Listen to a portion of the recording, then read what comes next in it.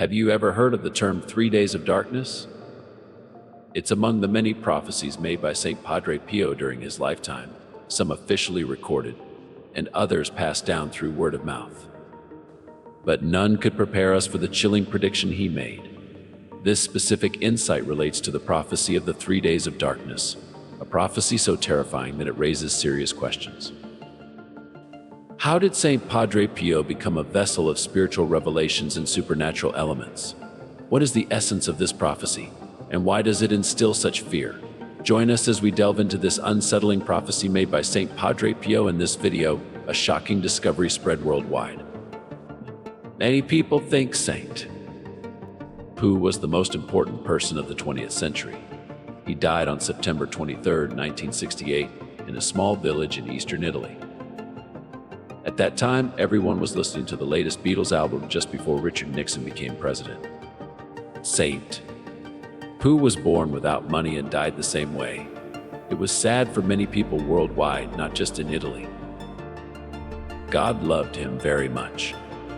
In simpler terms, something big happened that surprised the world. People think St. Pio was really important. He died in a small village in Italy on September 23, 1968. He was a remarkable man with extraordinary powers. For over 50 years, he bore the stigmata, wounds similar to those of Jesus Christ. This unique phenomenon earned him the title of the only priest in the Catholic Church to have experienced such marks. Throughout his long life, St. Pio was known for performing numerous miracles. Many stories circulate about his remarkable abilities, one of which suggests he could read people's souls and know their sins before they confessed. One of the oldest priests, aged 81, St.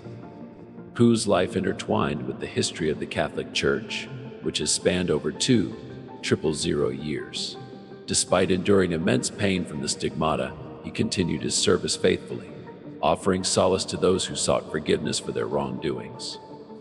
The remarkable ability of bilocation. Father Pio possessed an extraordinary ability known as bilocation, which means being in two different places simultaneously. This remarkable gift amazed those who witnessed it. Also, his prayers were known to result in miraculous healing. He dedicated himself to God's work, using donations from generous individuals to build a hospital. His love for God surpassed everything else in his life. The remarkable ability of Bilocation. In May, we celebrate the centennial of St. Pio's birth. On this special occasion, Pope John Paul II remarked on Father Pio's vibrant sense of justice and mercy. He showed great compassion for the suffering and devoted himself wholeheartedly to helping them. Amidst the trials of this challenging century, we want to express our thanks to the Lord for blessing us with the beloved Padre Pio. His love for God and his fellow beings makes him a beacon of hope for many. On June 16, 2002, Pope John Paul II honored Padre Pio with the title of saint. Blessed with the name Pio of Pietrelcina, Padre Pio's legacy endures.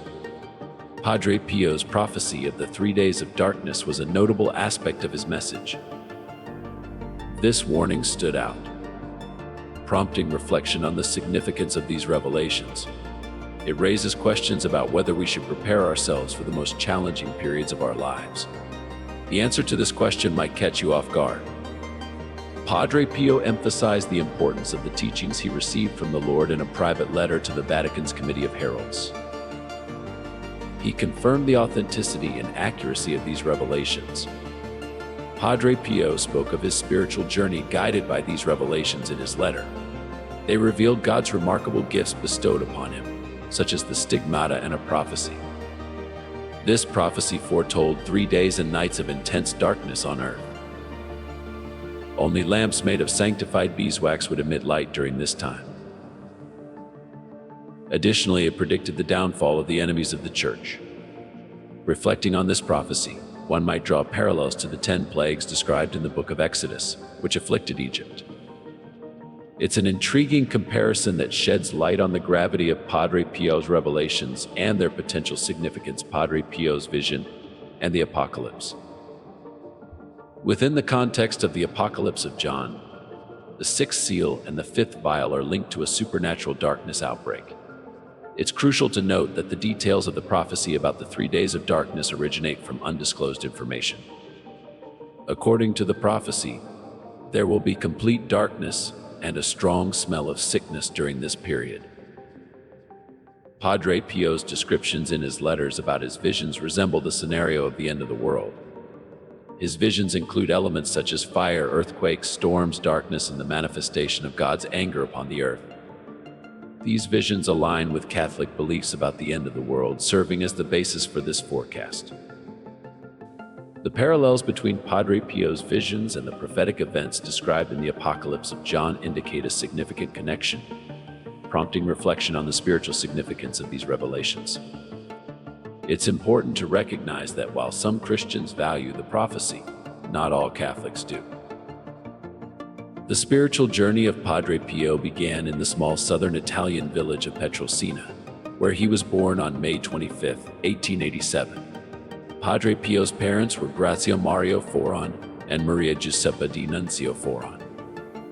He was baptized the day after his birth in the nearby Castle Church, named after his deceased infant brother, Francesco. The Foron family experienced the loss of 2 other infants, had 3 younger sisters named Felicita, and had no children, Paulina and Graia, and an older brother named Michel. Religion held a central place in the lives of both the Pietrelcina community and the Foron family. The village marked various celebrations throughout the year in honor of different saints. The bell in the castle church didn't toll just to mark the hours, but also for daily moments of devotion. Friends of Padre Pio have described the Foron family as devout believers, often referred to as God is everything people. They attended daily Mass, prayed the Rosary every night, and observed fasting from meat 3 days a week in honor of Our Lady of Mount Carmel.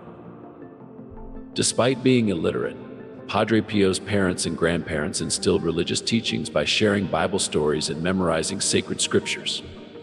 Padre Pio grew up in this nurturing environment where faith was deeply rooted. From a young age, it was evident that Padre Pio had a profound religious inclination. He formally dedicated himself to Jesus at the tender age of 5. He enjoyed playing church music, singing hymns, and spending time alone to read and pray. As Padre Pio matured, he claimed to have communication with Jesus, the Virgin Mary, and his guardian angel. He also spoke of being attacked by the devil. The desire to become a priest first surfaced in Padre Pio's parents' awareness in the year 1897, marking the beginning of his journey towards priesthood. Inspiration for the path.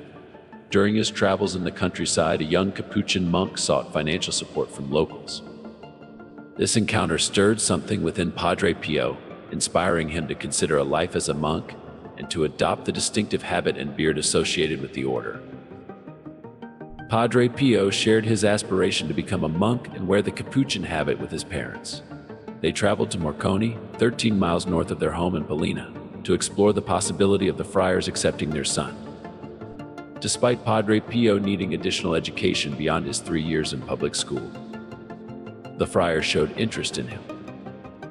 Also, his father made the difficult decision to move to the United States in search of employment. This move was necessary to afford a private tutor to assist Padre Pio in his education. During this time, Padre Pio underwent confirmation, studied diligently with his teachers, and fulfilled all requirements to join the Capuchin order.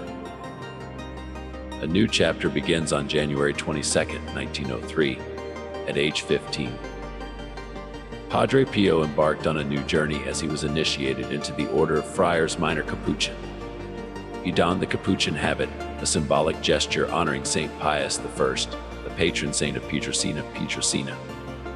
On this significant day, he was given the name Pio. Padre Pio made his first profession of the evangelical counsels of poverty, chastity, and obedience on January 22, 1904, kneeling before the altar. This marked the beginning of his formal commitment to the Capuchin way of life. In 1904, Padre Pio traveled by ox cart to the friary of Saint Francis of Assisi. Here he embarked on a 6-year journey to become ordained as a priest, alongside engaging in further community service and spiritual development.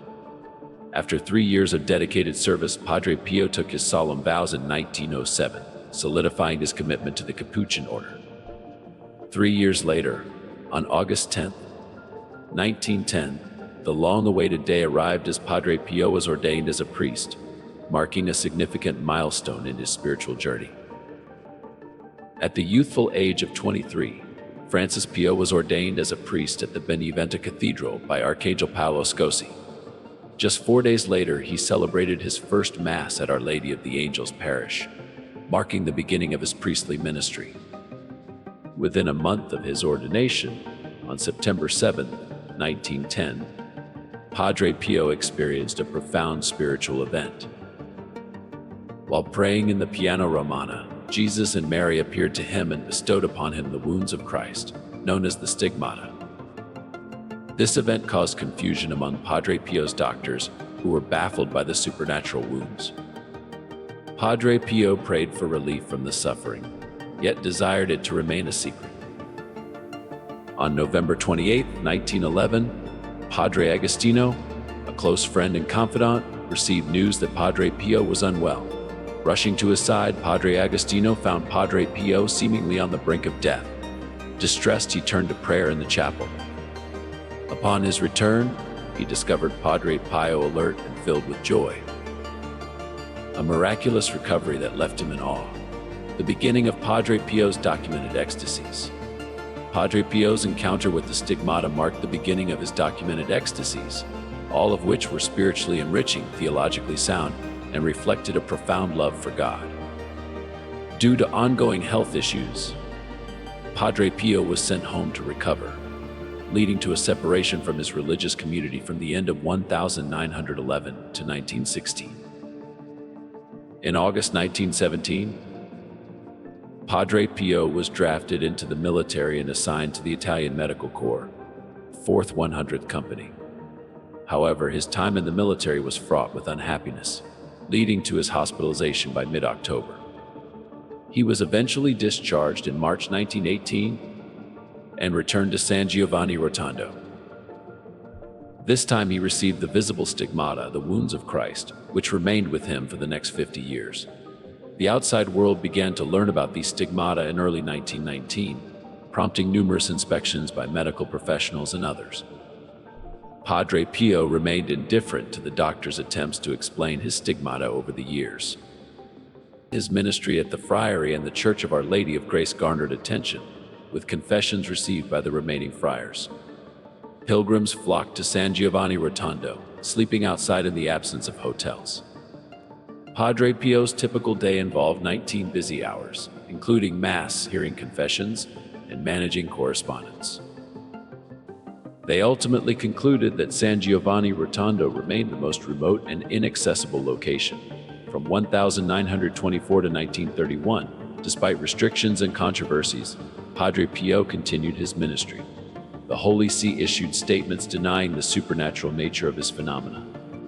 On June 9, 1931, during the Feast of Corpus Christi, Padre Pio was instructed to cease all activities except the private celebration of Mass. By early 1933, Pope Pius XI ordered the Holy See to lift the ban on Padre Pio's public celebration of Mass, acknowledging misinformation. Gradually, Padre Pio's faculties were restored, allowing him to hear confessions from men in March 1934, and from women in May 1934. Although never examined for a preaching license, he received permission to preach, delivering sermons several times a year. With the election of Pope 1939, there was a growing encouragement for people to visit Padre Pio. This led to a surge in pilgrimages as more and more individuals sought spiritual guidance and solace from the revered friar.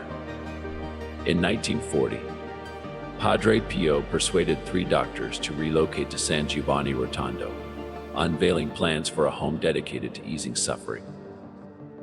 He shared with Pope Pius his desire for a place where patients could perceive their caregivers as instruments of God's grace, facilitating healing through divine intervention. Despite Padre Pio's enthusiasm, the doctors hesitated to commence construction, fearing the looming threat of another world war in Europe. However, undeterred by these concerns, Padre Pio forged ahead with the project. British humanitarian Barbara Ward visited Italy during the war to report on post-war reconstruction efforts. While attending his mass, she encountered one of the doctors involved in Padre Pio's initiative. Learning about the project, Ward advocated for a portion of reconstruction funds to be allocated to the home dedicated to alleviating suffering. Despite exhaustion, Padre Pio presided over the Mass on September 22nd, but was too fatigued to attend Mass or hear confessions. On September 23rd, he delivered the Mass, though his weakened state made it challenging for people to hear.